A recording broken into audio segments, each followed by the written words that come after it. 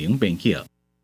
过来消息咯，过来关心中山会已经公布罢免第一阶段联署审查的结果，计共是有32个国民党的立委头一阶段的罢免案通过了，民进党立委的罢免案拢爱个补件。罢免市卡新的领涵人周兴成今仔嘛宣布讲，第二阶段联署正式启动。国民党今仔嘛去监察院检举罢免团体违法收政治现金。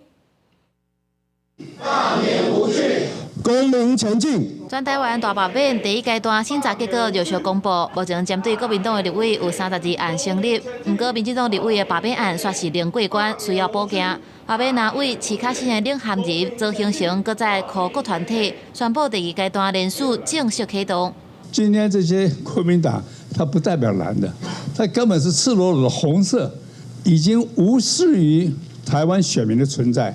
他们眼睛只想看着北京，希望得到北京的关爱的眼神。然后对于罢免来讲的话，大家有自己的一个节奏。国民党中央即摆也指出，网络流传疑似罢免团体港澳赌秀、春酒的相片，质疑捐款去互罢免团体摕去食好料，佮怀疑罢免行动违法无款，想要闪过政治献金法的监控。来到监察院要把这份资料、这份陈情书里面写得非常的清楚，他们呢知法犯法，透过群组的方式匿名的方式呢，想要在里面呢教大家如何用现金去违法的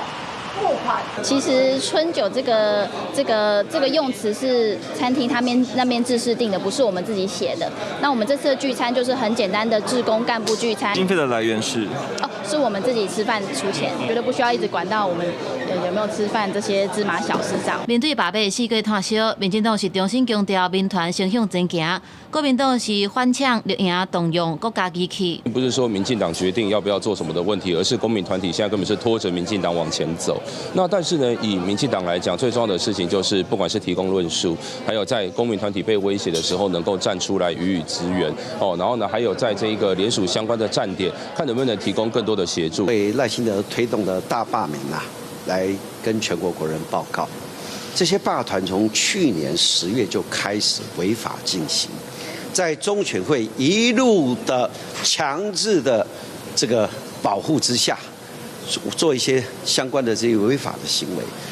而国民党是依法依规，我们现在全力补强当中。中选会是透过声明表示，对罢免案件的插队是就各地方的选委会、各县市的政府或者事务的插队结果来改审定，并不是由中选会来插队。公视新闻采访报道。